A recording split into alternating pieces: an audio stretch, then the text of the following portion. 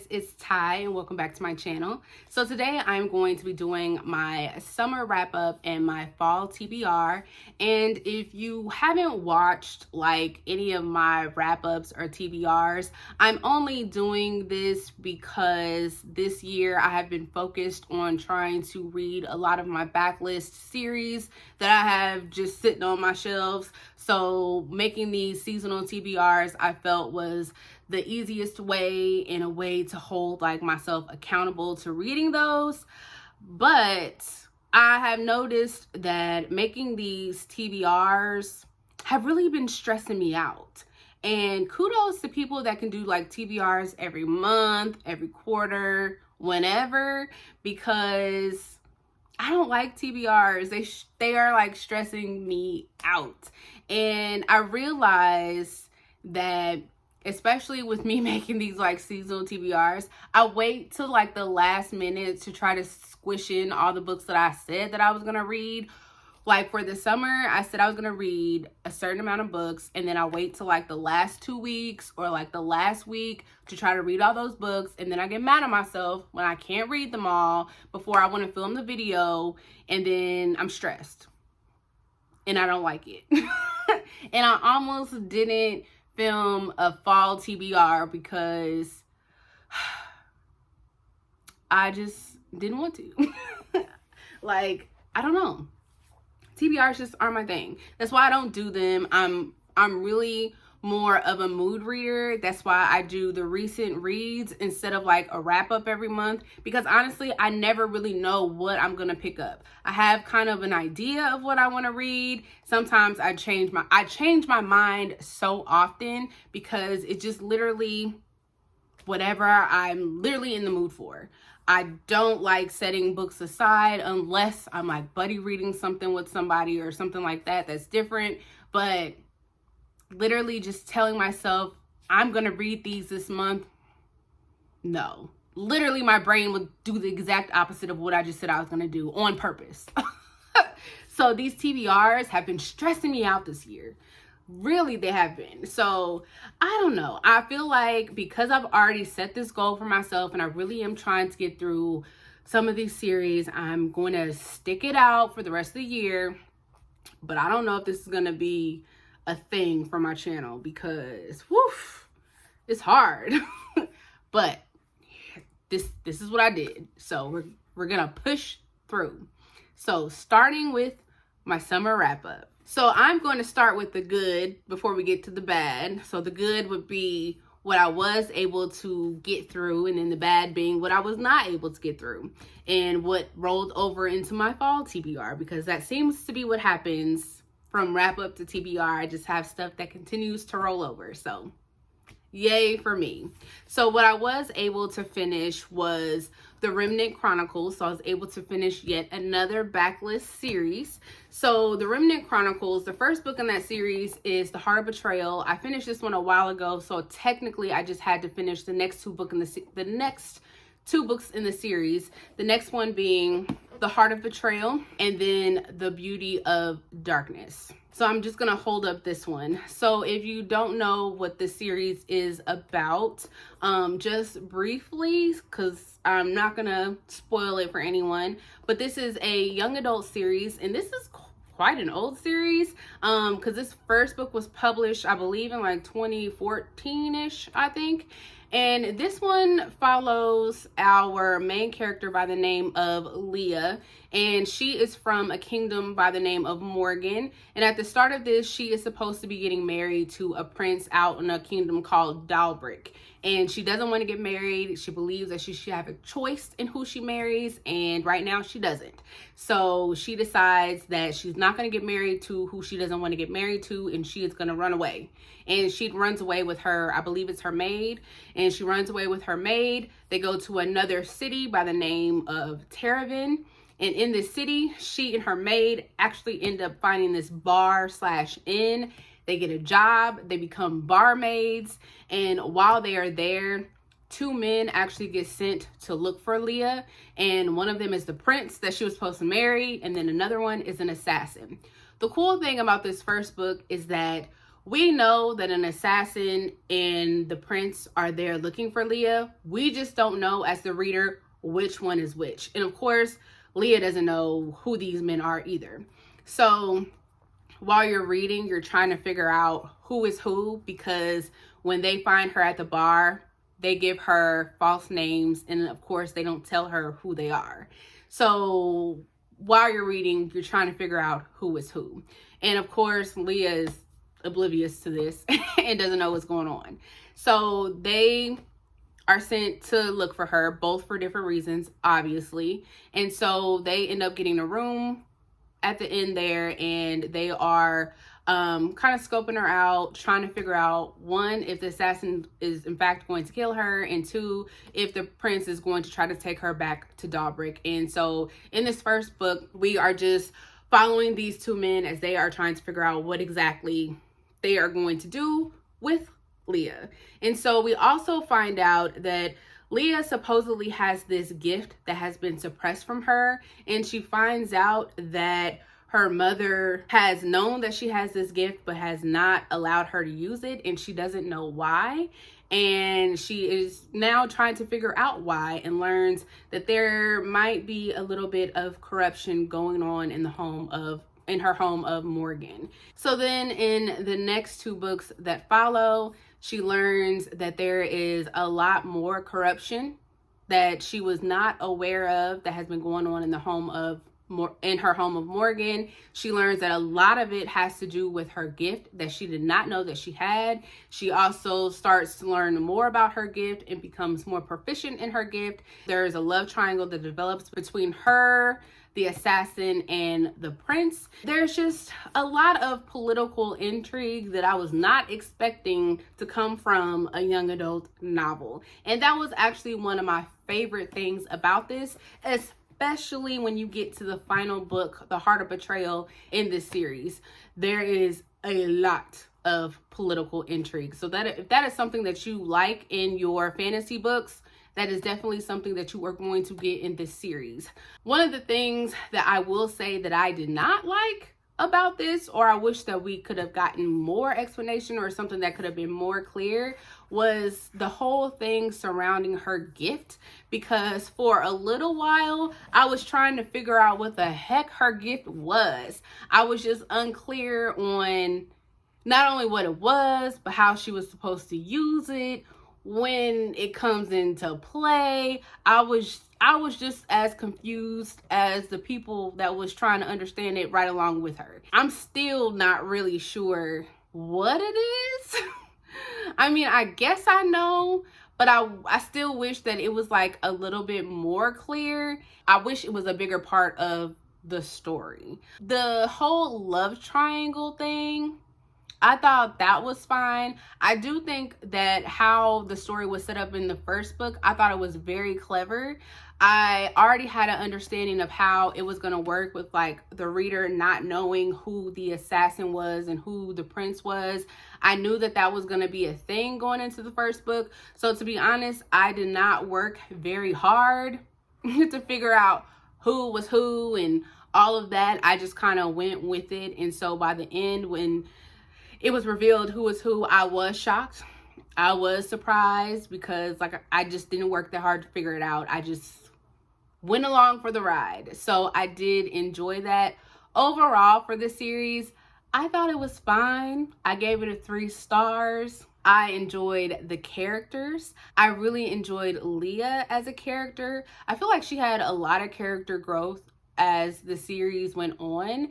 You can definitely tell that this author really wanted to like drive certain points home. One of those being that, you know, women should have the choice of who they want to marry. They should have choices overall.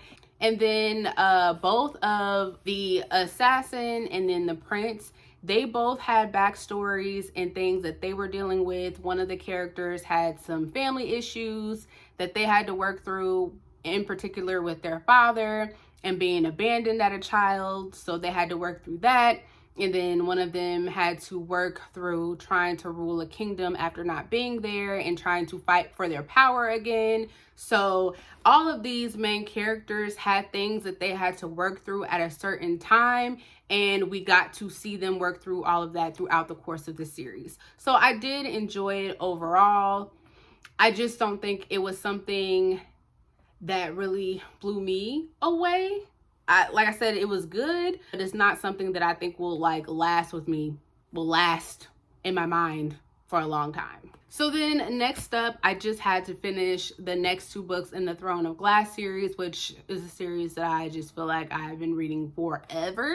So last time I was in the middle of Queen of Shadows, so I had to actually finish Queen of Shadows, which I can't remember if I gave Heir of Fire 3 or 4 stars, but I did like Heir of Fire, but I really liked Queen of Shadows. Some of my favorite characters ended up, one character that I really liked, which I don't think we're supposed to like this character, but I like this character. They showed up in this one. And I'm being really vague when I talk about this because I want to talk about the series more in depth once I'm done with it, especially since I'm smack dab in the middle of it right now. There's not really much I could say without spoiling anything. But I really did enjoy this one with the characters that showed up in this. So Queen of Shadows got a 4 stars from me. And then the next one that I literally just finished today is Empire of Storms, and this one got a 4 stars from me. I enjoyed this one as well.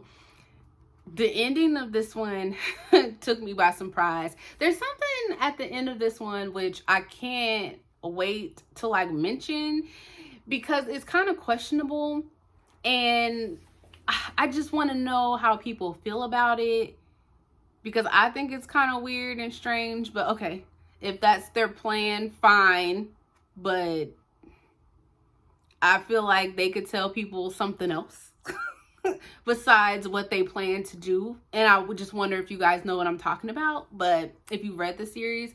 But I enjoyed this one. So like I said, 4 stars. And I'm really enjoying the series a lot more than I thought I was going to, because so many people have said, I feel like, negative things about the Throne of Glass series. And I honestly don't think it's that bad. I think it's a fun time for what it is. So yeah, I finished those next 2 books. And so then last, I finished the first book in the Rhaeria Chronicles, which is The Crown Tower by Michael J. Sullivan. I get the Rhaeria Chronicles and the Rhaeria Revelations confused. So I've already read the Rhaeria Revelations, which I freaking loved, which is right behind me. Those 3 colorful books right there. And I love them because I love the 2 main characters, which is Royce and Hadrian, who are the 2 people on the front of this book. And so this is supposed to be the prequel to those books. And Michael J. Sullivan said that you can read these in any order. You can read this series before that one, or you can read that series before this one. So it's read them however you want to read them. But I believe he wrote it, the Rhaeria Revelations, and then he wrote Rhaeria Chronicles. I'm 90% sure that's how he wrote them.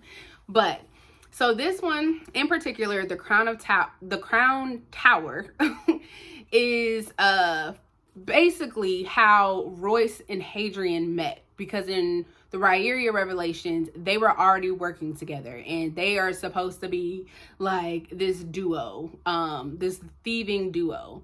But in this first book, we see how they actually met and started working together. So in this first book, Hadrian, who is a warrior, and then we have Royce, who is basically an assassin. They are hired by this scholar, this teacher that works at this university, to steal this journal from this tower, the Crown Tower. So that's basically how they are put together. And so we watch them as they are like planning on how they are trying to steal this journal from this tower. But the funny thing is, they do not want to work together. They do not like each other. The banter between them is freaking hilarious. I absolutely love it. Hadrian is like this really nice, sweet person. He wants to be a warrior. His like personality doesn't fit it. Like, he wants to give everybody the benefit of the doubt. He, instead of like killing people first, he'd rather ask them questions. And then you have Royce, who is this like short little angry surly man who'd rather kill everybody first and then maybe ask questions. Like, they are the complete opposite. So they are thrown together to try and steal this journal, which is basically a test to see if they can do it without killing each other. While this is going on, we are also following another character by the name of Gwen. She's living in another city. She is working in this brothel and she's tired of working there. She ends up getting the other girls to leave, and they end up building up another brothel. We're following her, and she's very significant in the other series. Not sure how she comes into play yet in this one. I did like this. Anything that has Royce and Hadrian, I am going to enjoy. I did rate this one a 4 stars. The only thing that I was really hoping for is that I didn't really want to see them like work together so quickly. Like, I was so hoping to get just like a little more backstory of both of them. I know that Royce is an assassin, and he used to work for a group called the Black Diamond, I think, something like that. And I really wish that we could have seen more of him in that first, because some stuff happened with him, and we know that he gets put in jail because of something that happened within that group, but we never see it. We just keep hearing about stuff that happened while he was there. And so I really want like more backstory on that, and I want to see it, not just hear about it. And so I was hoping that we would have got that, but we didn't get it yet. And then with Hadrian, I really wanted to see like more of him because he is a warrior, and he used to travel around and fight in like a lot of battles. And there's a lot of turmoil was a lot of turmoil between him and his father. And I wish that we could have seen more of that. So I kind of wish like this first book was like the book before this book, if you know what I mean. So we'll see, but I still really enjoyed this one. This is a good segue into my fall TBR, because there's supposed to be 4 books in the series, and I thought that I was going to get through all 4 of those in the summer, but I didn't. So 3 of those actually had to carry over into my fall TBR. So we'll jump right into those. So with my fall TBR, continuing on with the Rhaeria Chronicles, the next one that I want to read is The Rose and the Thorn. And then we have The Death of Dulgath, The Disappearance of a Winter's Daughter. So those are the next 3 books that I want to read for the Rhaeria Chronicles. And then I just want to read the next book in the Throne of Glass series, and that is going to be The Tower of Dawn. I'm not really sure if I'm gonna like this one, because a lot of people, if I remember correctly, were not happy when this one came out, because this is like a side story with like one of the side characters. I believe I think his name is Kale. That's what it looks like to me. I could be wrong. That's how I pronounce that. But it's about him. A lot of people don't like him. He's fine to me, not like one of my favorite characters, but it's his story and his journey. He definitely was not mentioned. I mean, we don't see him in Empire of Storms. So, I mean, I guess it would make sense, because it was like, dude, where you at in that book? So here he is in this one. So I don't know. This is an awfully chunky book just to be about him. So, not sure.